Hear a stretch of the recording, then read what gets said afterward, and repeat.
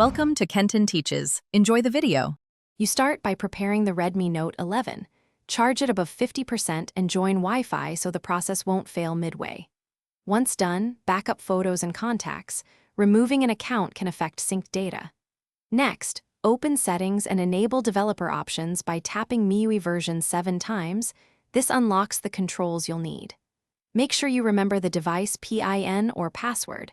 Without it, the next steps will be blocked. Now proceed to the account controls. You now remove protections that stop account removal. First go to Settings, right arrow Accounts, right arrow Google, and select the account you want to remove. Note synced items. Then check Device Admin Apps and revoke any admin rights. This often blocks removal. After that, open Google Settings and turn off Find My Device and Factory Reset protection for that account. This prevents the account from relocking the phone after reset. Take these steps in order. Skipping one commonly causes failures. You finish by removing the Google account.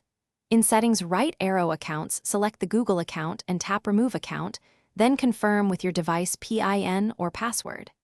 If the system refuses, perform a factory reset from About Phone, right arrow Factory Reset, but only after you've disabled Find My Device and removed admin rights. If factory reset protection triggers, try briefly re-adding the same Google account and removing it again, or use official My Unlock procedures as a last resort. Keep calm and follow prompts carefully. Thanks for watching. Please subscribe if this video was helpful.